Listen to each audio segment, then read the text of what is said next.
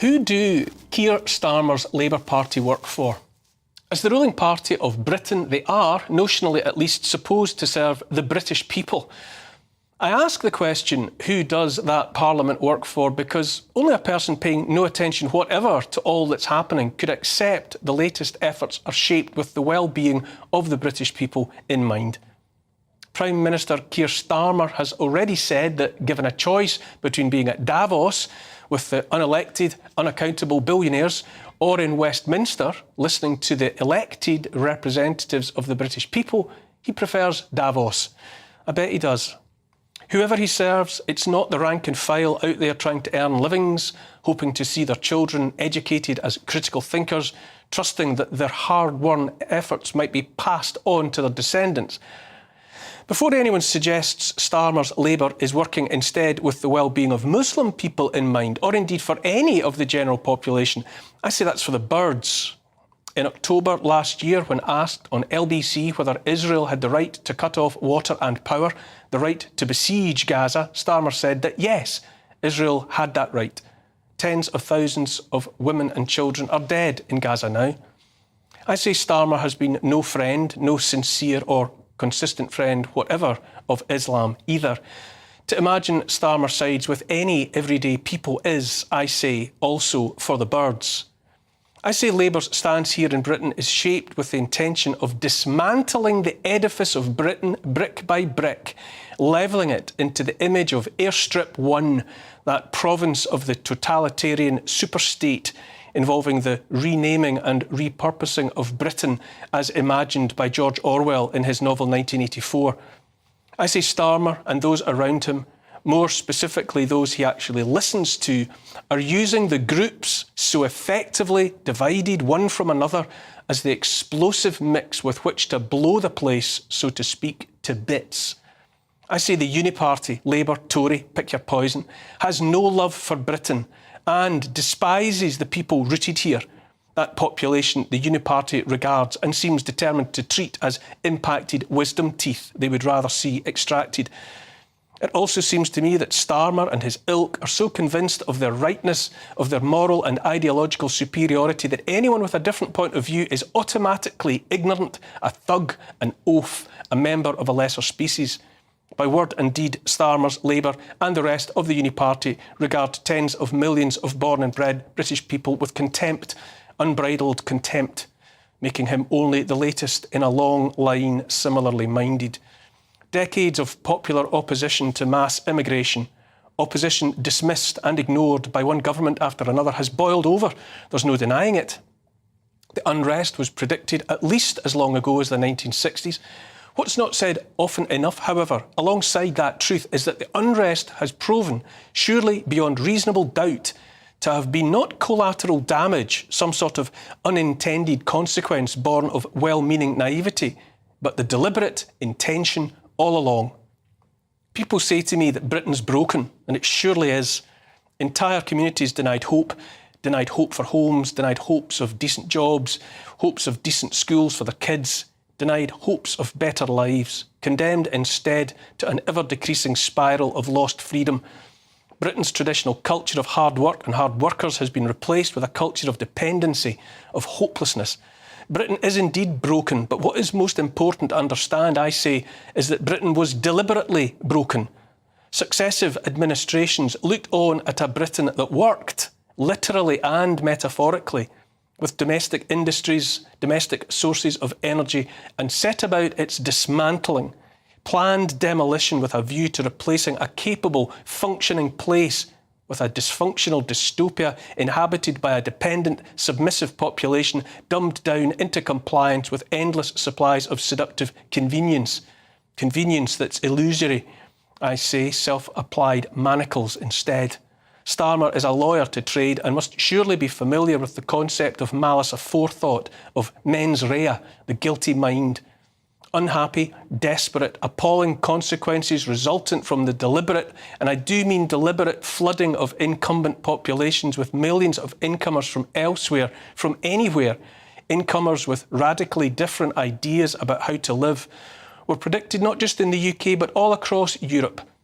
I say the flooding was and is deliberate, and I fail to see how any honest person confronted with the evidence could say otherwise. Now the consequences are before our eyes, and what is the response of Starmer and his government? The knee-jerk response in the face of those he and they regard as lesser, as oafish and thuggish, because they do not appreciate the rate of change imposed upon their communities. It's to seek to bully and to frighten millions of people into keeping their mouths shut, their phones in their pockets. The reaction to the problem is to target those who would post videos online depicting behaviour the Starmer government insists must not be seen. Not only that it must not be seen, but that it does not exist in the first place. Quote, "The party told you to reject the evidence of your eyes and ears. It was their final, most essential command." Everyone quotes George Orwell all the time now, but if the cap fits, we might as well wear it. A visual policy now, repeated ad nauseum by the mainstream media, put into practice by the police, is to seek to frighten into silence those who have seen with their own eyes what is happening up and down the country and sought to share that information with fellow citizens. Over and over again, we are bleated at about our precious so-called democracy here in the home of the so-called Mother of Parliaments. We're told the word comes from Greek and means the rule of the demos, meaning the people. In recent months, I've been schooled in an alternative etymological understanding that suggests instead that democracy means rule by division, even divide and rule, which on present evidence makes a lot more sense. But what do I know? Sometimes I hear the decaying, corrupted circumstances in which we are made to live excused or explained as the consequences of willful blindness on the part of our leaders, but that's an excuse too far for me. The government and the establishment, ideologically captured as they are not at all blind. They have instead a clear-sighted, focused intention to remake Britain and the West in their own image. Some people condone the violence resultant from the boiling over of anger and frustration left simmering for 60 years. Some might even encourage that violence. I don't. But I do know the violence is happening. Neighbourhoods are destroying not just each other, but also themselves. And I do know its manifestation between communities up and down the country, all across Europe and the West, and all at the same time, despite popular opposition made obvious by the rising popularity of common sense populist parties here, there and everywhere, that the boiling over of hitherto stifled and repressed emotion is the fault not of everyday people desiring no more than the continuation of everyday lives, but of politicians in service to ideologies bent towards Agenda 2030 and the rest of the anti-human dystopia. Because as sure as God made little green apples, the stoked and choreographed internecine strife we're seeing now, despite the best efforts of the government and the mainstream media to misrepresent it or to hide it altogether, will shortly be used to justify, well, goodness knows what, martial law maybe, or lockdowns for community safety, followed by the rollout of digital IDs and the rest of the ultimate control and surveillance cage. Once again, the mainstream media has a case to answer when the BBC and Sky and others seek to portray one set of protests as peaceful and others as thuggish and racist. This is blatant distortion, fiction driven by an ideological agenda. That same agenda sees the government determined to maintain the fiction, the distortion, on pain of punishment, prosecution and jail time for those judged to have incited hate. That incitement might only be words or pictures online, or another's words or pictures shared.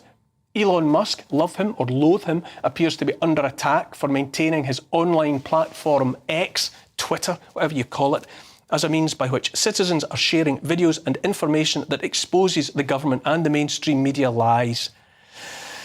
The subject, mass immigration, like others preoccupying the minds of millions, is thereby made a minefield into which too many fear to tread. The blunted, overused weapons of name-calling are used relentlessly by the ideologues of the government and aided and abetted by the mainstream media to make dissent a form of social, professional and reputational suicide. Racist, Islamophobe, anti-Semite and on until too many people simply shut up and put up with what they know is wrong. My friend, academic and philosopher Ralph Schulhammer said something this week that resonated powerfully with me. He talked about how populations have the right to demand their governments preserve the values of their ancestors. He said countries do not exist only in the present tense. in the here and now, but that they are in fact social contracts between the dead, the living, and those who are yet to be born. Here's the thing, people are angry, and justifiably so. The stoking of that anger has been the deliberate work of decades. Indignity and anxiety piled on indignity and anxiety. As much as anything else, people are angry because they've not been listened to, because they've been ignored.